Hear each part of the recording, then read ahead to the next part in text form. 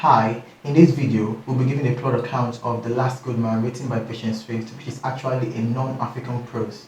In the story of The Last Good Man, which is actually a very intriguing story that talks about love, adventure, and the cottage lifestyle in the Cornish coastline.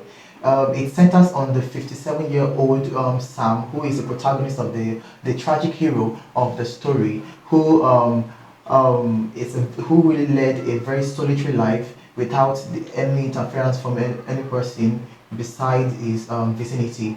The tragic story actually started when the father died trying to save a fisherman with his fish rack, and the mother had to raise him up single-handedly. The story is also intertwined with Isobel, who is a very egocentric, it has a choleric character that does however she pleases without minding the consequences that comes with it. While Sam was a very little boy, he had to work at sites, construction sites, render his services like bringing up concrete and sand, supplying them for their buildings in exchange of foodstuff. The mother actually raised him up with the little that she had, but the economy of the cottage life dwindled. That Sam had to leave the rural setting in search for greener pastures. In his life in abroad, he met in his life abroad, he led a solitary lifestyle whereby he doesn't really have any relatives around him to talk to and to communicate. He grew a very corny relationship with the inanimate objects around him. He talked and related to his plates, even a cart.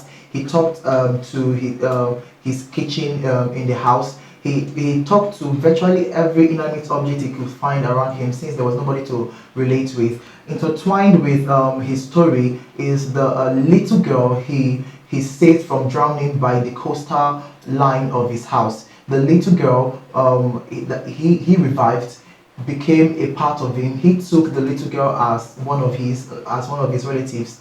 He felt the girl, he communicated with the girl, but the girl could not talk. So he needed an assistance to raise the girl up since there were no guardians and relatives of known to be for the girl.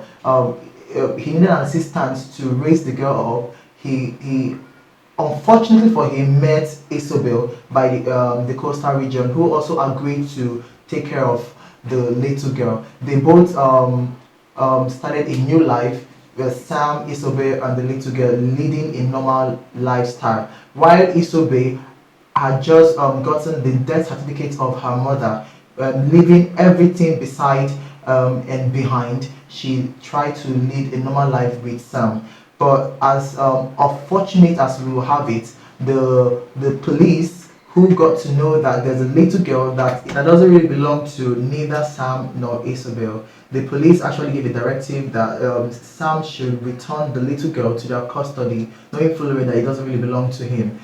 Sam resisted, being the fool that he is, resisted and he got shot. So it actually is why Isobel hid herself in the lighthouse. So it actually is a tragic story that landed Sam being a very good man that actually wanted to show love to the little lost girl, and then he died.